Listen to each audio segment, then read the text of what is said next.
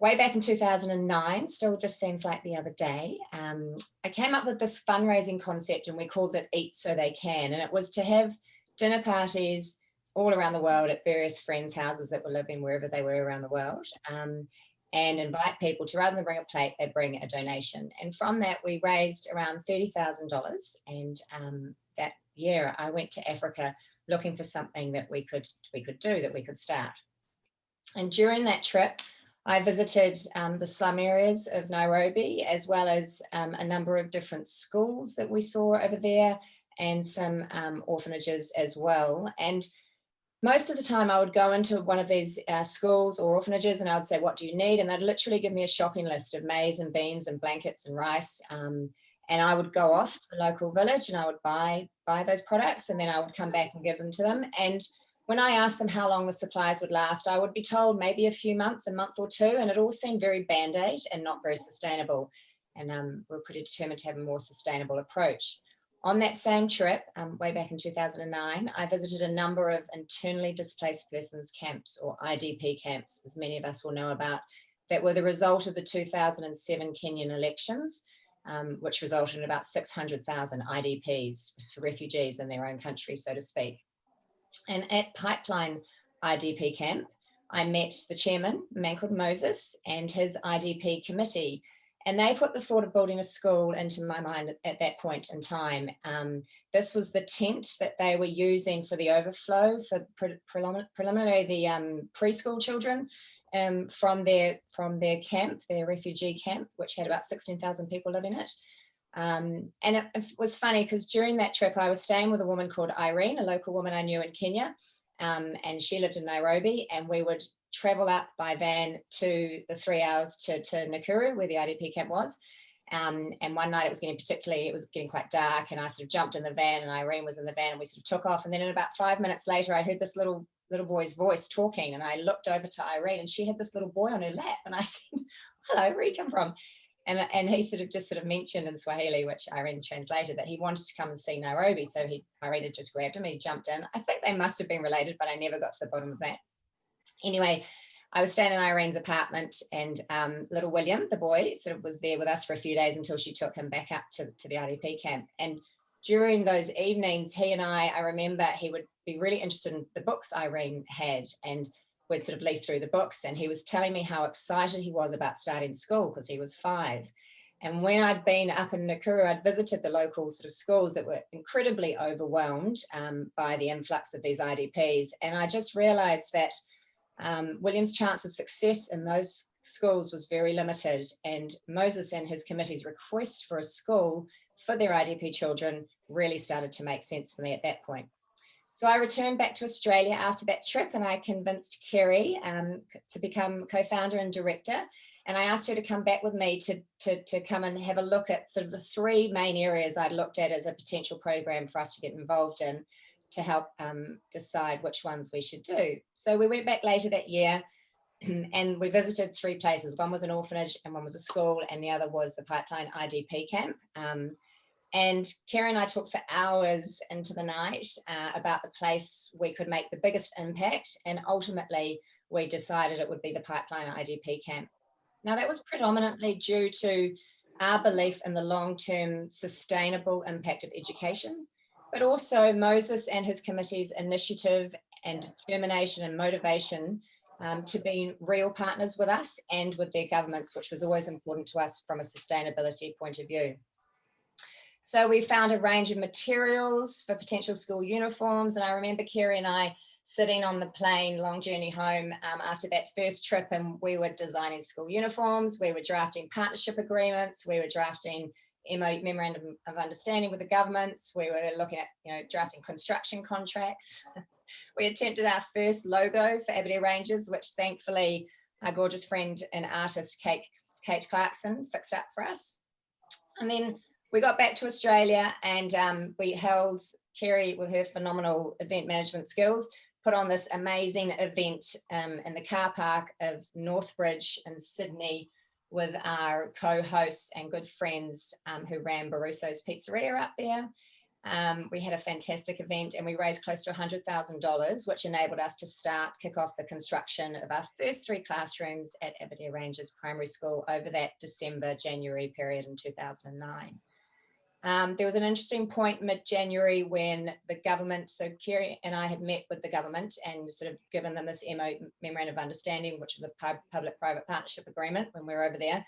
But one of the sticking points, which was a non-negotiable for us, was we wanted to keep this classroom sizes to a maximum of 40 students per classroom.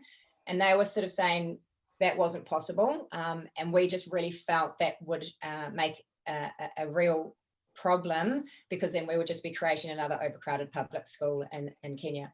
So we made the hard call at one point to down tools on the construction site, and we had, you know, close to 100 sort of labourers walk off. They were all part of that sort of community, and so it created a real ruckus and that pressure.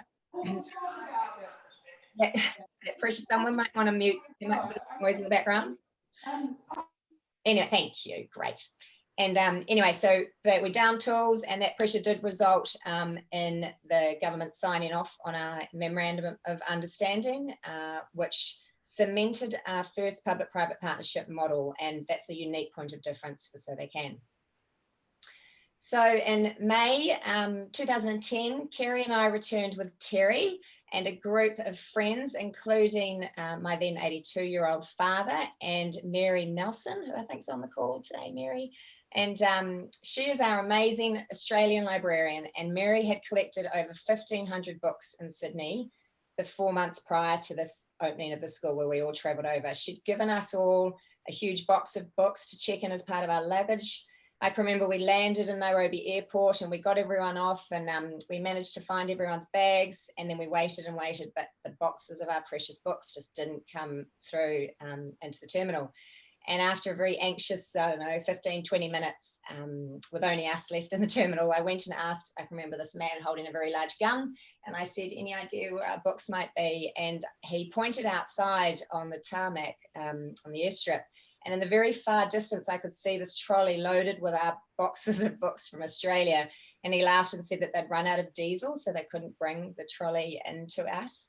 But at least we hadn't lost them, and we got Mary's books safely to Aberdare to create the most amazing library that we now have at the school. I will never forget the opening of Aberdare Ranges Primary School. We had hundreds from the community turn up. We had 120 of our beautiful preschool children coming in, marching into that when the Saints came marching in, and they had their beautiful uniforms on, and then Northbridge Primary School in Sydney, Kerry and mine and Terry's local school backpacks that we'd lugged over with the books from Australia.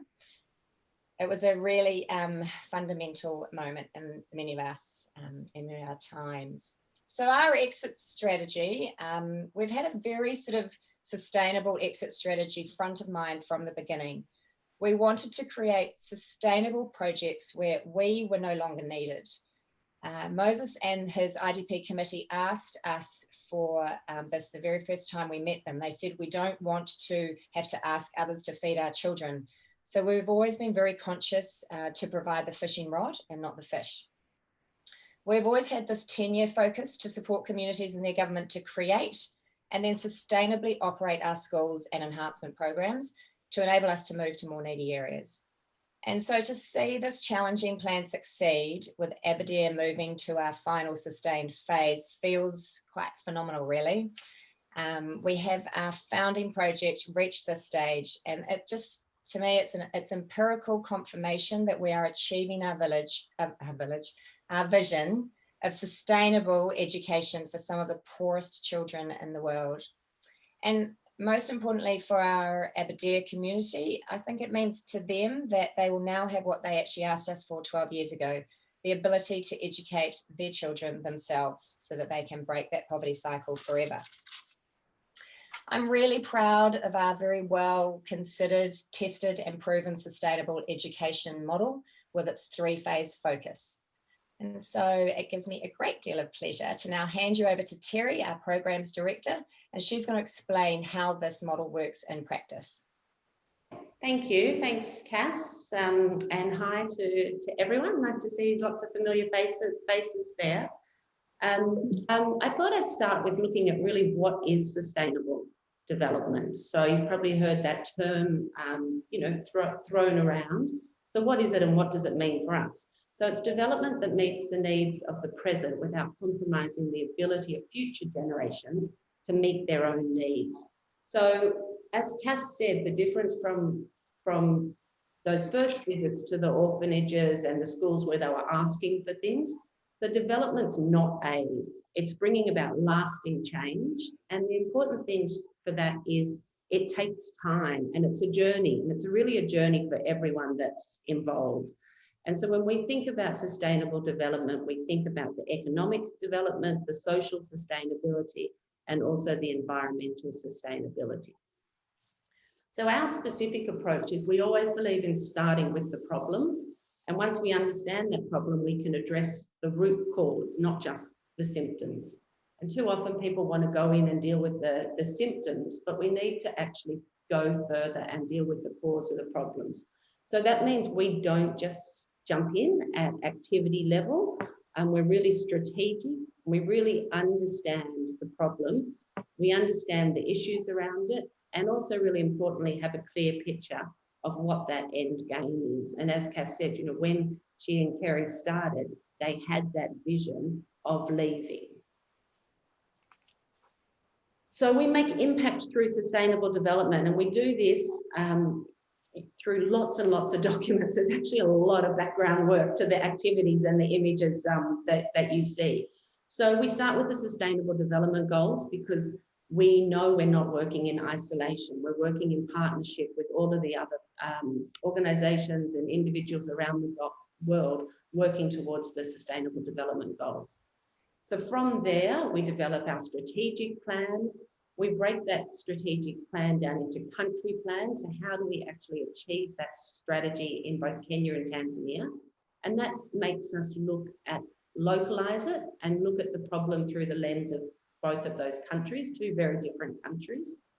From there, we develop program plans and project plans, and then we develop the activity. And of course, we're always doing the ongoing monitoring and evaluation. And we tie all of this together through a theory of change. So we have a documented theory about how we will make change, so how we are going to bring impact through sustainable development. So to break all of that down, if we just think about our education program, we divide the projects that we run within the education program up. So looking at this graphic, what we're trying to show here is that our education program, so if the program is the school, it's made up of a whole heap of different projects that are running at any different time. Some of them, we start with at the end, they're all running simultaneously. And we do this with the support of the community. So using this model, we build from the ground up, and we build a government school from what we call a foundation school through to a core school, through to a sustained school.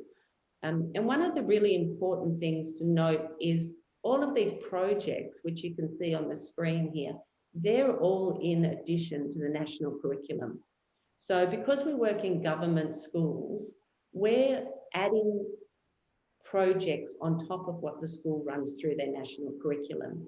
And so that's one of our points of difference of why we can give the children such a more superior education, is because we're working with the government. We're not replicating what the government was doing. So if we simply had built a private school, we would be doing the government's job and replicating what the government's doing. But we're working with the government and we're enhancing what it's doing through that private-public partnership that Cass referred to. So we build the foundations, and this phase is really all about implementing the foundation projects in our foundation schools. So we start with relationships, and it's really all about getting the basics right, about building trust in the communities that we work with, them getting to know us and us getting to know them. And it's not as simple as it sounds, because in Tanzania, there's actually 120 different tribes. And look, these pictures here are all pictures that I've taken. They're not just web images. They're my personal pictures from the schools that I visited. And you can see the very different welcomes and the very different customs we get. And that's within maybe a 30-kilometre radius in Tanzania. So in Kenya, there's 42 different tribes across Kenya. So with 120 in Tanzania and 42 in Kenya, it's really vital that we really understand the cultural differences of the people that we're working with. It also allows the community to get to know us and to build trust with us, because we know that's the foundation of any trusting relationship. So we've got our foundation projects, which are Our School Community, My Voice, which is a project specifically for children, where we get to know the children get to know us, and also we do a lot of child protection training in that. It's also where we work on school improvement and teacher development. So currently at this level, we're partnering with 17 foundation schools. So we've got 12 of those in Tanzania, and we've got 5 in East Pokot in the foundation stage. So once we've got the foundations right, we move on to embedding our projects throughout the core of the school. And so this is where we implement our core projects.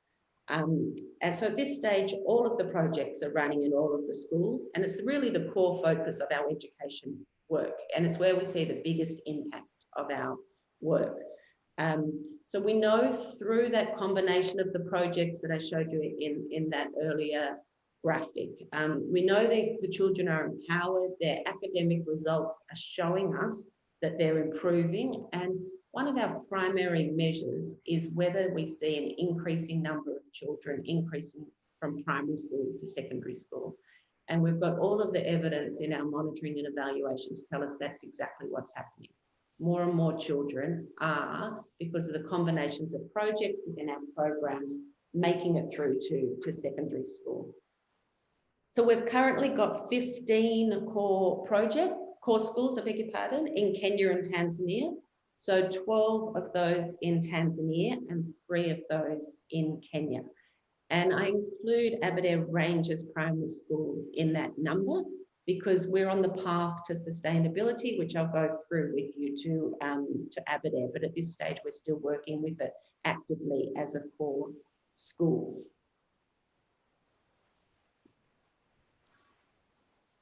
So once we've implemented and we've been successfully running our foundation projects and our core projects is when we have our eye on that sustained stage. And that's really all about ensuring quality education that's sustained for future generations. So we're always thinking not just about the child that's in our school now, or not just the girl we might be supporting in a child wellbeing program, but those future children and future that need to come into our programs.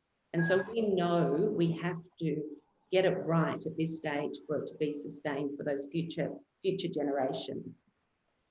So when all those projects are fully embedded and the community feels ready to fund and also take full ownership of its school, then we transition to a governance approach.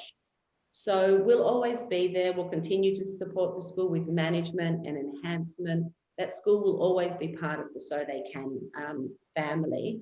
But by moving aside, it allows the school to flourish, and it also allows us to scale and continue our work in other schools. So Aberdare Ranges, excitingly, is going to be our second sustained project and our first sustained school. So some of you may be familiar with Memere Teachers Training College in Tanzania, where we've already fully handed that back to the government, and the government's successfully running that college, paying all of the operation costs, and year after year it's achieving really outstanding academic performance. So when you heard about that we're leaving or sustainable exit, it might be kind of like thinking, well, why exit? And, to be honest, there's nobody who loves Aberdare Ranges Primary School like we do. It's our firstborn, as they say in Africa, and in Africa, the firstborn is very important. So Aberdare is very important to us, and we wouldn't exit unless we knew it was the right thing. So like all good parents, we want our children to grow up and stand on their own 2 feet when they're ready. And we know that Aberdare is almost ready because we've been good parents and we've done a good job to get it to here. So our criteria, so how do we know it's ready? And again, like the approach we take with everything, it's a documented strategic approach. And we look at infrastructure, staff capacity, academic performance, the improved economic status of the community, the school governance that we've strengthened through Board of Management, and that successful public-private partnership that Cass spoke about, that she and Kerry cemented, way back in 2009. So because of all of these reasons, we know that Aberdare is ready to move on that path of sustainability. Now, our role, as I said before, was really to provide what the government and parents weren't able to provide at that time, and to develop capacity. But as the community has developed, the country has developed, that's been achieved. So now it's time for us to look to the next stage. So what is that? So we've developed a roadmap to the sustainable future of Aberdare. So in 2020, we started detailed consultation with the Board of Management of the school, the teachers, the staff, the stakeholders, to be moving to the financial independence of the school this year. We've stopped new sponsorships, and you would have seen our new range of sponsorships that we're offering in East Pokot, and the school sponsorship in Tanzania, and the families where we know there's more need, which will be the beginning of the next journey that we're going on. But we don't want to leave, the brightest, the best achieving academic students at Aberdare behind. So we've introduced a complementary project called Masomi, which is Scholar in Kiswahili, where we will be supporting the very brightest and the various neediest of the children through secondary school. So in 2022, our contribution, which is funded through your sponsorship to the feeding program, is decreased, the parents is increased, and the government is going to take over the support of the teachers that we're currently funding. We fund a very small number of teachers to keep down to that ratio that Cass referred to. 2023, all of the feeding costs and support costs will be taken over by the parents and the government. And 2024, we won't leave without checking that everything is right. So we're going to conduct an end of program evaluation before we leave. And if that evaluation all goes well, then we'll be celebrating the sustainability of the project. So I hope that gives you a clear picture of the thinking and the way we operate, the thinking that goes behind these projects. And it's not a decision that we've taken lightly at all, but it's a decision that we're celebrating and we're incredibly excited about. So yeah, I'll be happy to answer any questions at the end, but at the moment I'll hand over to Lisa, who'll talk more specifically about the impact to you as sponsors. Well, it's exciting times ahead for the community in Nakuru and for the children at Aberdare Ranges Primary School. We understand that it is going to be a difficult time for you as sponsors, as you have, watched your sponsor child grow from being in ECD to some of them being in Form 1, 2 and 3 now.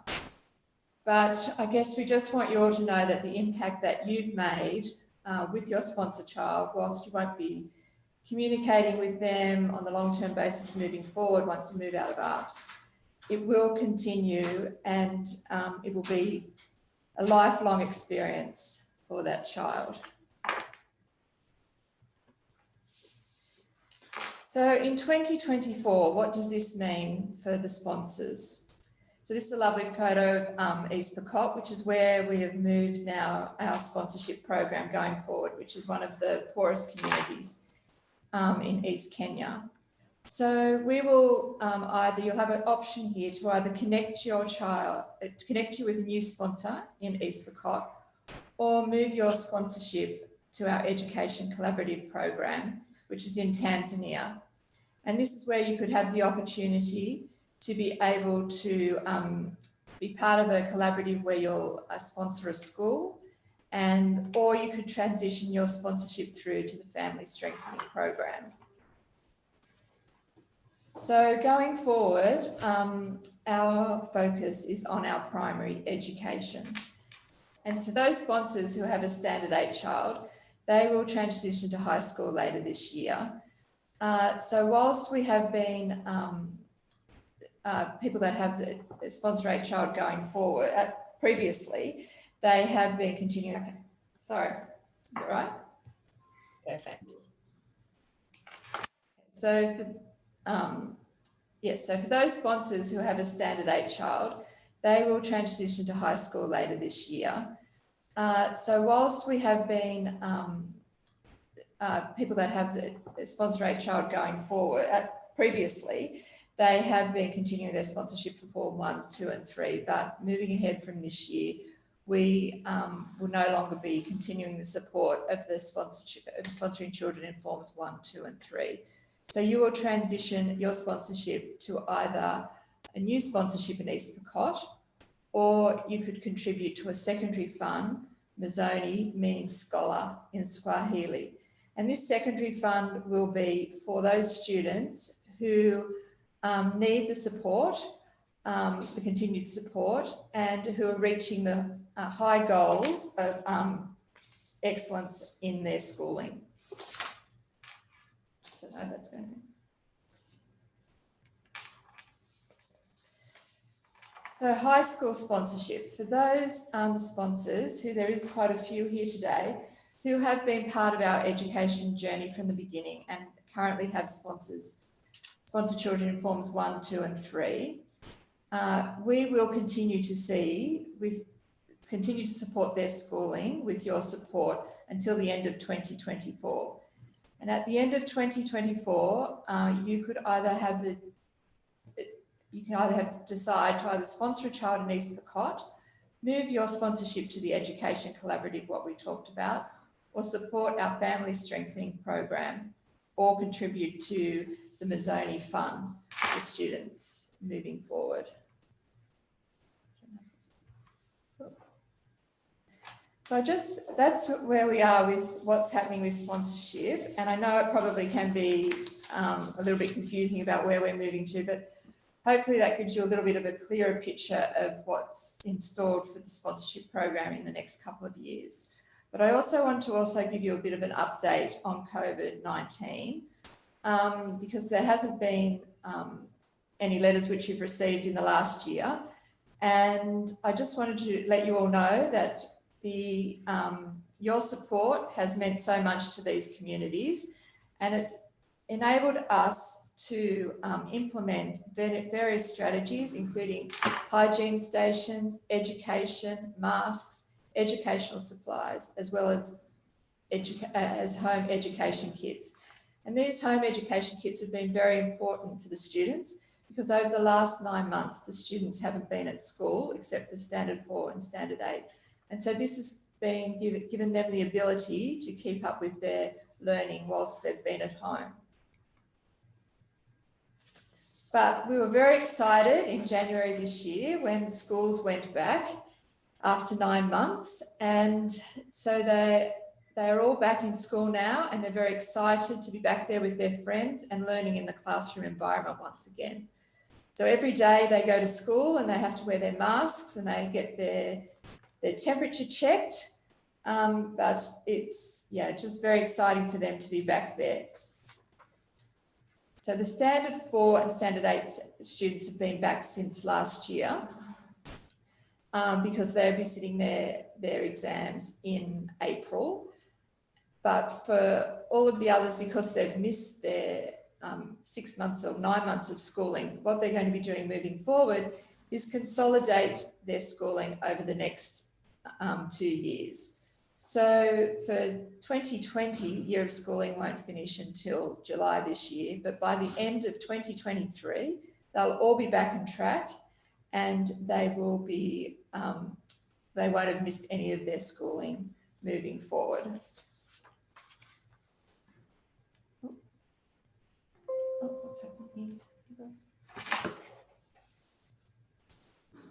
So I just want to thank you for all your support, and we're sorry that you haven't received any sponsor letters this year, but the sponsor letters which you all wrote back in March didn't end up getting to Kenya because of closed borders and COVID and everything until November.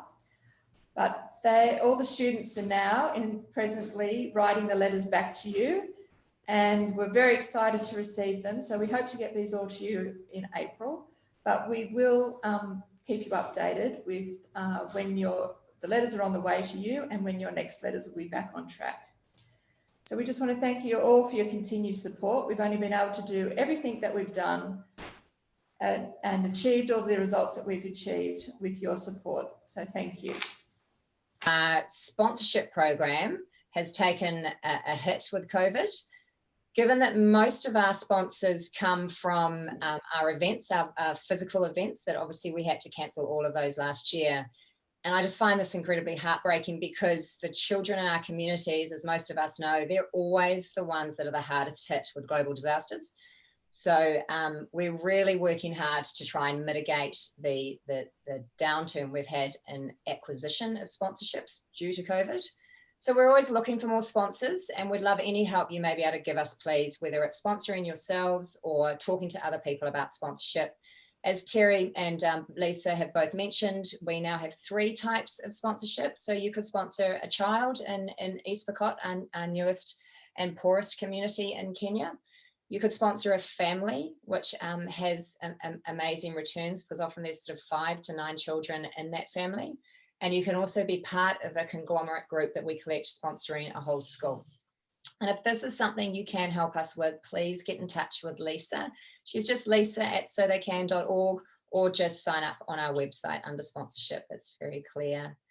And then one other thing I wanted to mention to you before we show you a video is that this year back here, we're about to launch our Champions of Change community. So we're looking to create a group of people on this side of the world who are very aware of the challenges that the children in Africa are facing and want to be part of the solution to end extreme child poverty, to be part of the solution around female genital cutting and child marriage. So each champion would commit to find 2 sponsors per year within their networks, but in return, we would keep all of our champions very updated with the direct news from the ground on our children and their communities. So we would talk with you about their successes as well as the challenges and the very hard news. Would meet in person where possible, or online at least every 4 months to share updates with our communities and our children. We also would approach these champions for advice on how to grow and support our children and their communities. I just really firmly believe that now those of us living sort of in the Australia and New Zealand area are in the best place in the world with the horrors of what's going on with COVID. In the meantime, our children in Africa are suffering more than they were pre-COVID. And so this is just an open invitation to become one of our champions back here and join so they can in a more tangible fashion. So I'd really love you to be part of this community. And if you are interested, then just please email me directly, Cassandra@sotheycan. We'd love to have you on board. And we're now, Poppy's going to show you a short video of the impact one of our amazing sponsor family, the Tiffins, that their sponsorship has had on both their family and on little Jacinta, their sponsor child. Thanks, Cass. And before we start the video, I'll just remind you, I've had a few questions coming through. We will be doing a Q&A at the end. So please do shoot your questions through to me and we'll make sure we try and answer as many as possible.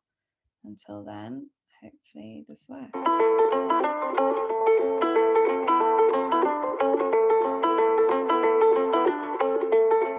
Hi, I'm Peter. And I'm Alexandra. And we and our family sponsor a wonderful little child called Jacinta Emo, who's a student at Aberdare Ranges Primary School. We've been sponsoring her for about 3 years, and 2 years ago we had the fantastic experience of visiting her face-to-face at that school. Jacinta was only 6 years old. She was in one elephant. She was so full of joy, big sparkly eyes, tight braids. And when we asked her, Jacinta, what do you want to be when you grow up? She said, I want to be a human rights lawyer like my hero, Bensouda. Jacinta has actually changed her name and wants to be called Bensouda. And I was so impressed with her knowledge of this remarkable prosecutor from Gambia. And I wrote to her in The Hague and wanted to let her know about her favourite and most excited fan, Bensouda, who has her name emblazoned on the back of her jumper, much akin to a football jersey. And I was delighted to receive a reply from the Madam Prosecutor, who wrote, Dear Jacinta, I've become aware of your inspiring story through a letter I received from Mr. Peter Tiffin. Let me state how proud I am to learn that you aspire to become a human rights lawyer. I am sure that with determination, hard work, and staying committed to your schooling, you will most certainly achieve such an admirable personal goal.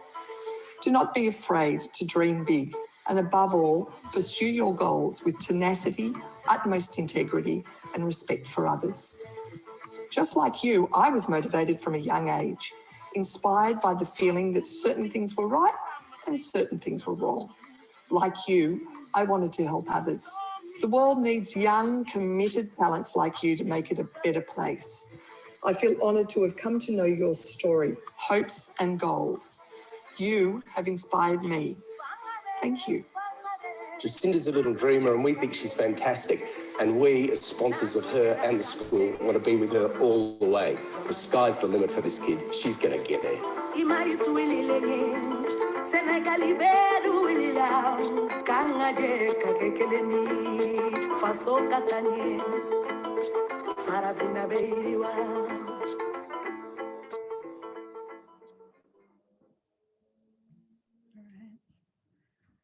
Such an inspiring video, and I'm sure you can see just the impact, the incredible impact that not only this family has had on Jacinta's life, but that Jacinta's had on her family, on this family, and on Bensouda's life as well. And I checked in this week with our team over in Kenya, and apparently Jacinta's now in grade 4. Still very passionate about becoming a lawyer, and still likes to be called Bensouda, and actually has her letter framed and kept safely at home. So I'm going to open up now to questions. So do make sure that you've put your questions in the chat. Our first question is from Anita, who asked, actually while Terry was speaking, if you could share a little bit more, Terry, about how we measure the improved economic status of the communities that we work with. Terry, is that something that you can share with us? Yeah, sure. So the way that we measure that is through our ongoing involvement and commitment with the communities. So we're not working in isolation. We're working on the board of management, or the school management committees are actually members of the community, members of the village. So we're getting that information directly from those people who really are the owners in the real sense in Kenya and Tanzania of the school. Can I also just add in there, Anita, we have a really strong monitoring, evaluation and learning process as well, which includes everything from gathering empirical data from the ground and analysing that, which speaks to our action and project plans, and which culminates in an annual monitoring and evaluation report done internally, as well as every 3 years an external monitoring and evaluation report, which includes a lot of those economic factors. Terry, so Scarlett's asked about the COVID response, and does this mean that the children in their final year of school will stay on at Aberdare longer than originally planned to catch up? Or how is that being managed? I'm not sure if that's you, Terry, or Lisa. I think Lisa's got the... Yeah, so so those children that are in Standard 8 this year, they went back to school in September, October last year, and so they have been studying for their final exams, which they will sit in April, and then in July they will then move on to high school. And so in July, everyone in Standard 8 will move on to high school, and then They will then start Form 1, which will end in April next year, and then they'll start Form 2, which will end in December next year, and then by January 2024, they'll all be back on track for the whole year's education. So they're just consolidating it over 9 months, the next 2.5 years of schooling, I guess. Great, thank you. So Mary's just asked, what will happen when the child that she sponsors at the moment and reaches the end of year 8? Will she receive a letter with options? How will that work? Yes, so there is a letter going out in the next week to all Standard 8 sponsors, letting them know what's going to happen moving forward, and then we'll be giving them the options about what they would like to do, and also to send a final letter to their Standard 8 sponsor child, and they will receive a letter from their sponsor child too before the sponsorship finishes. Great, thank you. So John sent a lovely message saying, congratulations on beginning your path to sustainability with Aberdare Primary School. It's a tremendous achievement. From someone who works in the development sector, I'm interested in your criteria for sustainability. I have 2 questions about the economic capacity of the local community. So firstly, will the transition of feeding programme costs from So They Can to parents be gradual? Yes, it is gradual. So it's already been happening, and every year the parents start contributing more to the program. So there's 2 elements of it. There's actually the food element and then the staff as well. So each of those are gradual transition out. Great. And the second question was, how has So They Can measured the economic capacity of parents? So I think that's what we dealt with before. I mean, we've spoken in depth about the education program here, but Cass did also touch on that we run enhancement programs as well.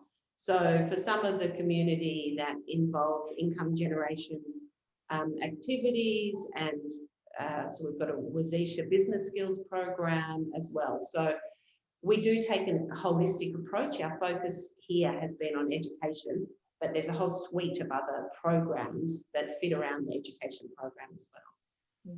Great, thanks, Terry. And you can find out all about that on our website. We have a great sort of bunch of web pages that cover off a lot of the activity that we do to take that holistic approach.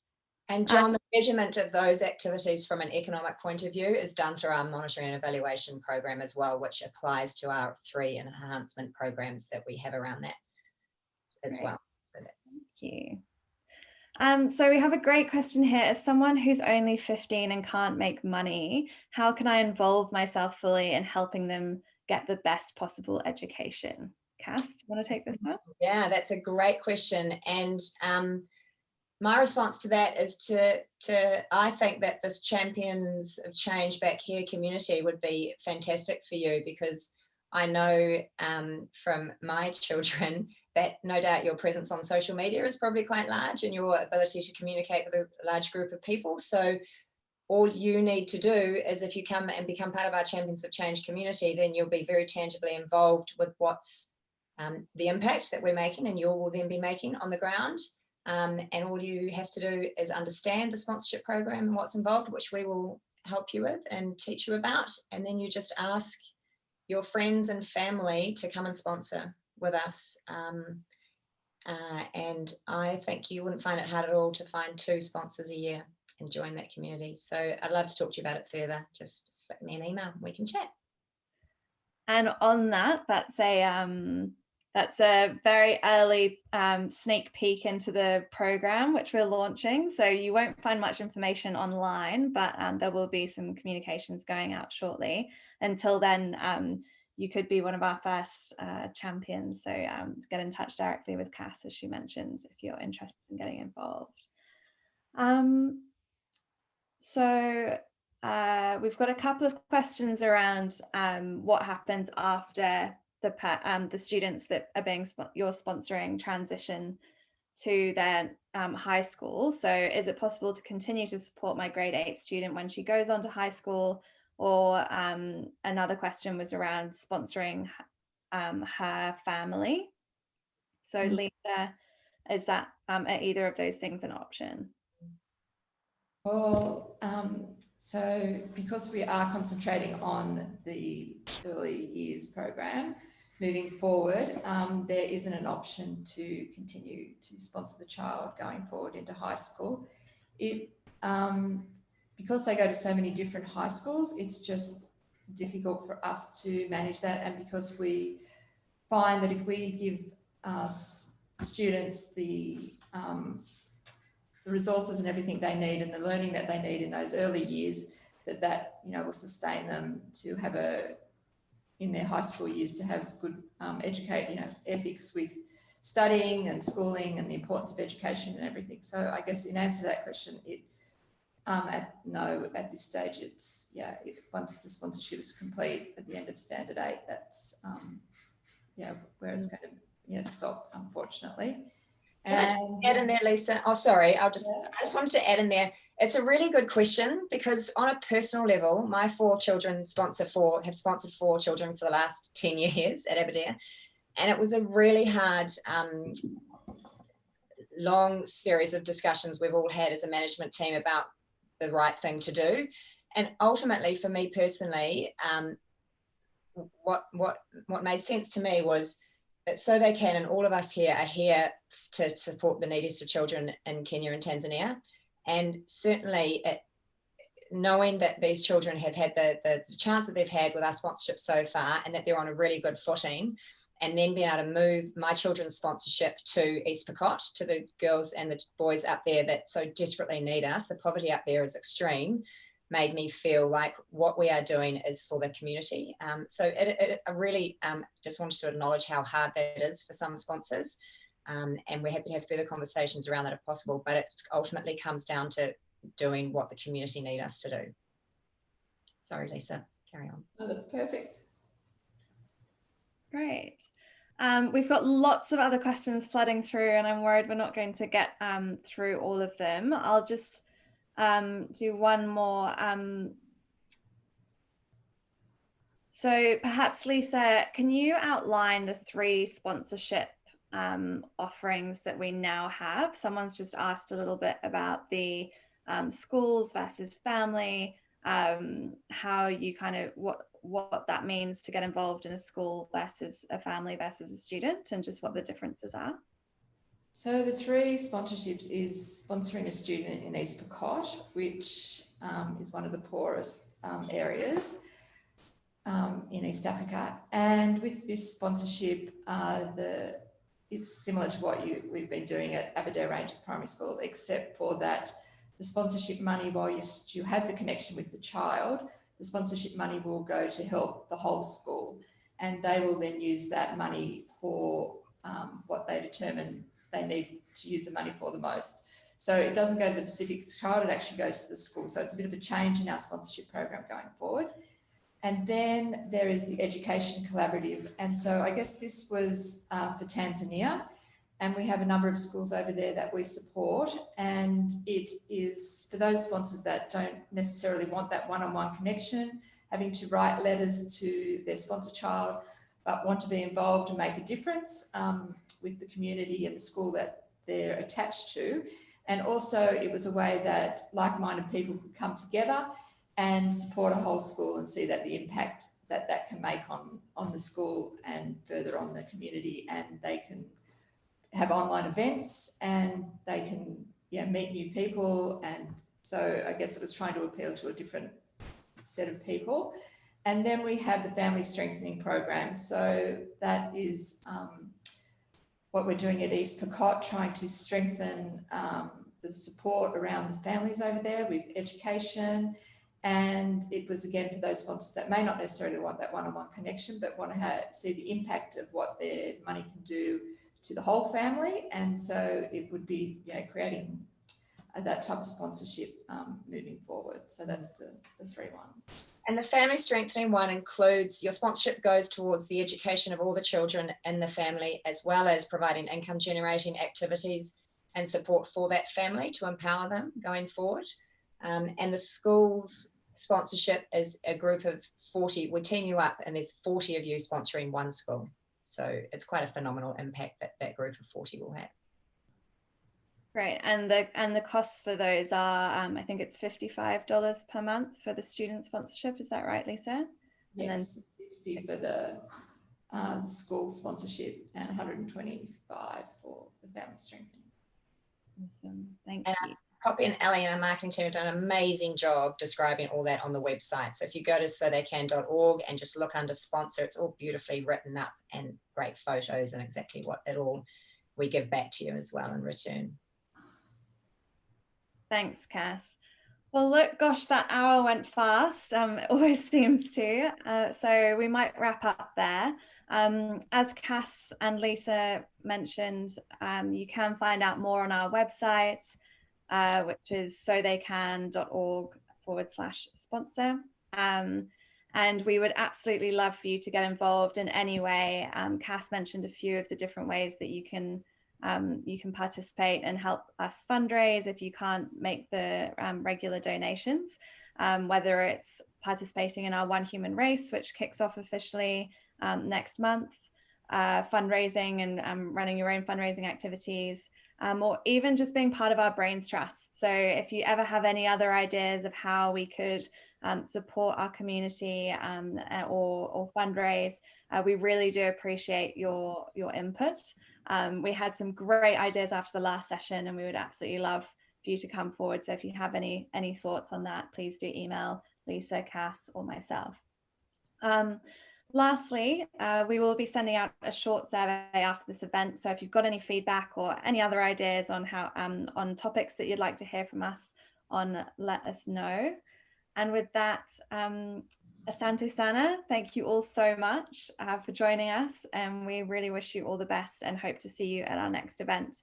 So keep an eye on your emails for an invitation coming in the next few months. Thanks, Poppy. Thanks everyone very much. Everyone.